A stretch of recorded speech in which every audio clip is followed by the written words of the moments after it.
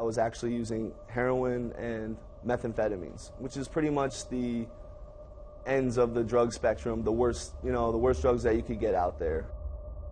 I first picked up my first drug when I was 12 years old. I found cocaine and mixed it with alcohol, and then I found the needle. And that's when I gave up everything else.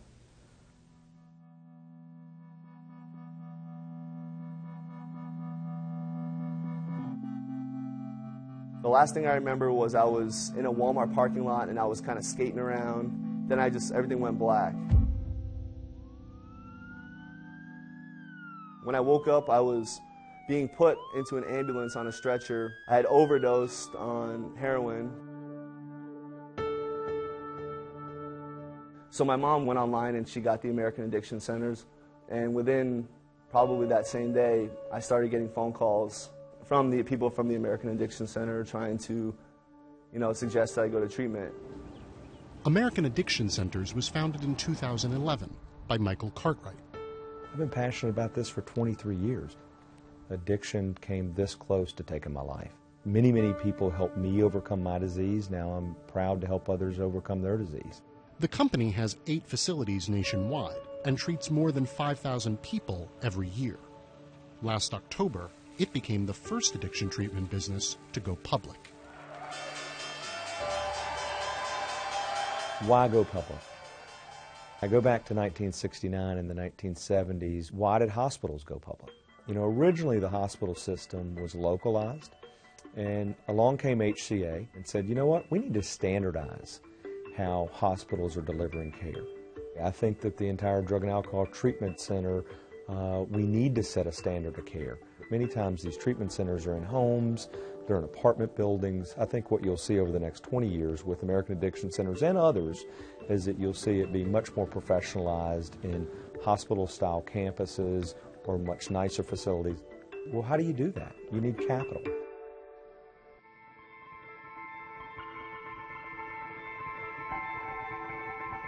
It's a pretty large industry that we think we can grow into. And I don't feel like that there's a large organization that really carries that torch right now.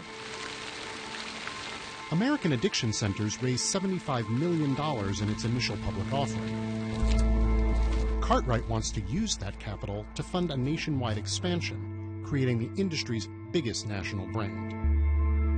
When you're talking about the boutique, high-end treatment that you would see in Malibu, I personally think that it should be done in a facility, more like a hospital.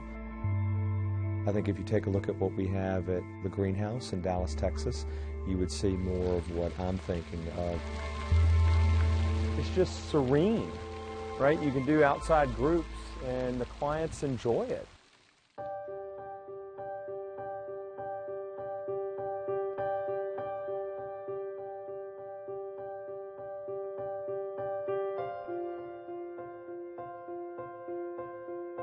No one would question that if my grandmother had cancer, that we treat her in a beautiful facility with good quality linens and good quality food.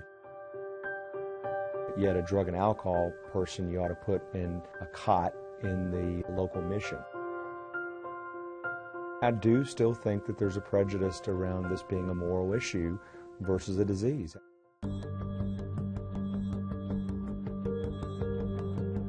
When I came here, they have a set schedule every day. You get up, you have breakfast time, and then you go to your counseling group.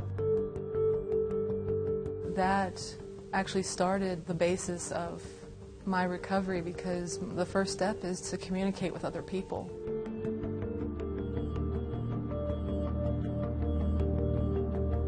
It's one day at a time, though, right?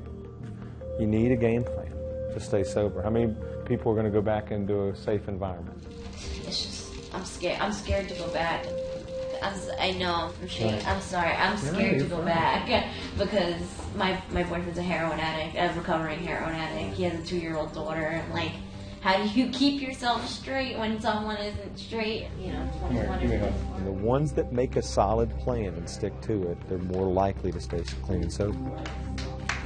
I believe in the length of stay concept so much that if somebody stays at one of our facilities for 90 days, they can come back for free. they ever relapse, I'll pay for it.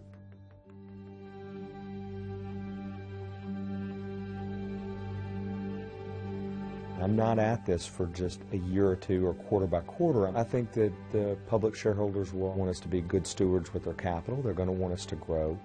As Cartwright grows the company, he'll now be subject to tough scrutiny, finding the balance between making a profit and still delivering the best quality care. I would be shocked if people don't accept the fact that we grow at a reasonable pace some years, and that we grow at a fast pace other years. But I think the main thing they should be concerned about is, are we delivering good quality care to customers? Are we trying to help people achieve long-term sobriety?